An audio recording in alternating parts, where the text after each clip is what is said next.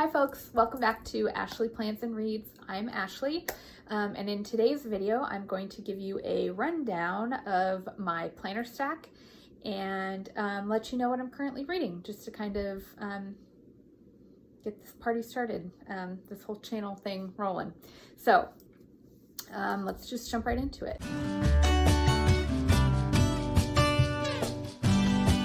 Most important ride or die bread and butter planner is, of course, my plum paper. It is the weekly vertical priorities layout. So here is a peek at kind of a what the layout looks like blank, and then I'll give you a peek into kind of what my planning style looks like. So let's see, here is 1 week in July. Can't live without this one. This is, if I could only have one planner, this is the one, but I don't have to only have one. So let's see what else I have. Okay, so for my goals planner, I do use the power sheets from Cultivate What Matters. And you know, this year has been weird when it comes to goals, but we persevere. And this has actually helped a lot in not just like laying down on my face and giving up entirely, which, don't get me wrong, I've definitely just face planted many times and just said, nothing today, thanks, okay, bye. But this has really helped when I've felt ready to get back up and get at it again. So love my power sheets. This is my second year using these. New to my planner stack is my homeschool planner. And yes, this is a plum paper. It's one of their homeschool layouts. And I don't know if you can see, there's kind of a glare here. But the okay, so we're doing this. That is a Hamilton reference. I never thought I would be a homeschool parent, and yet here I am. And so, you know, I'm a little cheeky, you know, so that's that. I'm really excited to get into this. I haven't had a chance to use it yet, but because school hasn't quite started and we are still waiting on our curriculum. We're going through it's a charter school through the district, so they provide all the curriculum, but we haven't yet gotten it, and I'm getting a little anxious about that, especially because I really want to dig into my new planner. So that is that one. Now for my budget planner. So currently it is in a binder, and I am using printables from the Budget Mom. Her budget by paycheck method just, I think, is really going to work for us. So I've got here's this month's or this paycheck's budget here, and then I've got my expense tracker all color coded here, and I do fully intend on purchasing the budget by paycheck workbook when she releases the new one in October, I believe. I'm a coil girl. And just that's what I prefer in my planners. So that is and this year it is not the YRO, which I'm so excited about. It's a like actual coil, good sturdy coil, and so I will be picking that up. And last but not least, this is, I don't know, planner, journal, whatever. It's my book bullet journal, my book bujo, as I refer to it. So this is just where I keep more detailed notes on what I've read. This is how I track what I've read. I do use a Goodreads account, but that does not tell the whole story, because I don't really put books that I've reread or that I'm rereading on there, but I do keep track of that in here. So basically what I do, I keep a running list of what number book it is that I've read for the year so far. So so I have the title, the author, my star rating, and then the date I finished it. Oh, there goes my dog up on my bed. And whether it was fiction, nonfiction, if it was audio, Kindle, paper, that kind of thing. And then at the end of the month, I write the total that I've read for the month. And that is how I keep track of my reading. And this one, I love this little, it's a Moleskine soft cover bind. I've had it forever, and I just decided to turn it into my book bujo. So, and I've just got stickers from some independent bookstores, and that is that. So that's my planner stack as of right now. If you are a planner, you know that planner piece is fickle. But for now, this is what is giving me my planner piece. I also do use a loop term notebook just for like scratchy notes. So I use that too. I don't know that I really count that as a planner, but it is a key part of my process.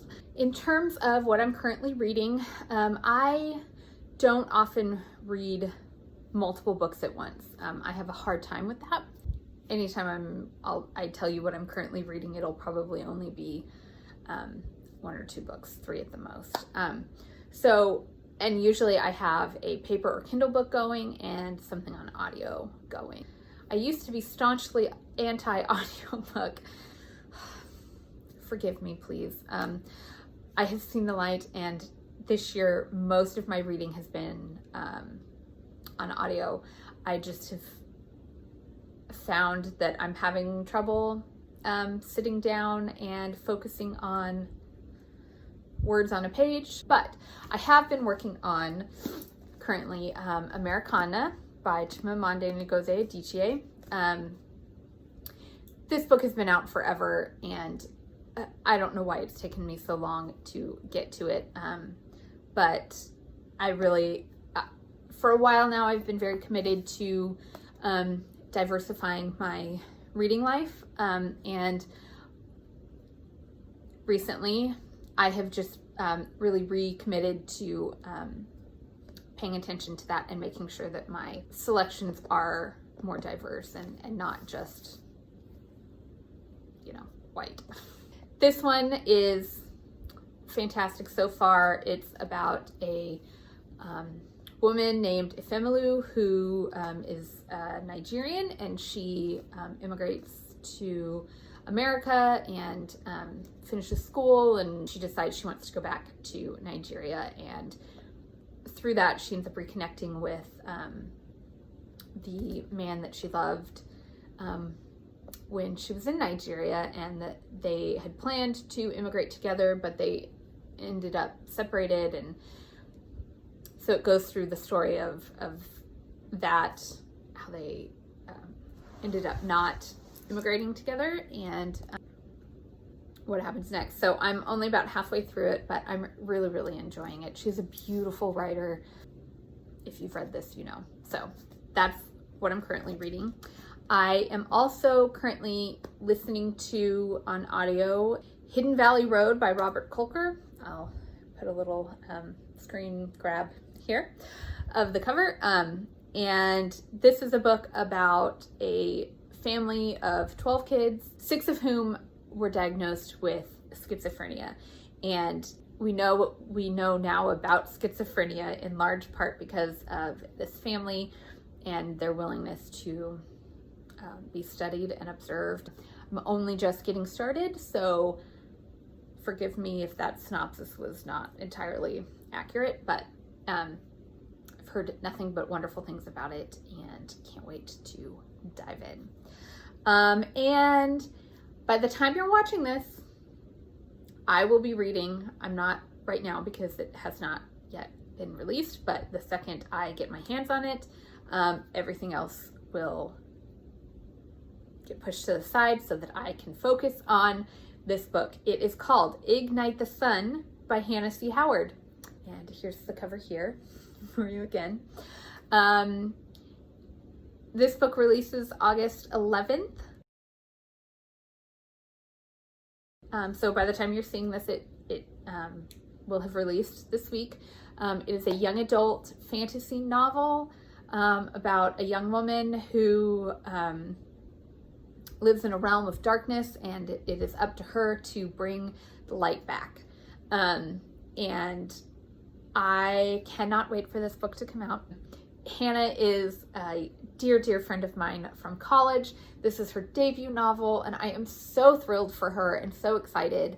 And I just cannot wait to get my hands on it and to dive in and devour it. And I just know it's going to be fantastic. I've not read this particular book before, but I have read her work in the past, and I just know what an incredible writer she is. And her imagination is just so rich and so vibrant, and I cannot wait to jump into the world that she's created. So be sure to check that one out, and especially if you have any young adults in your life who love reading, maybe are a reluctant reader, who love the fantasy genre. If you love the fantasy genre and don't mind young adult vibes, get your hands on this book. So that's Ignite the Sun by Hannah C. Howard. I promise it's going to be great. And I love you, Hannah. Congratulations.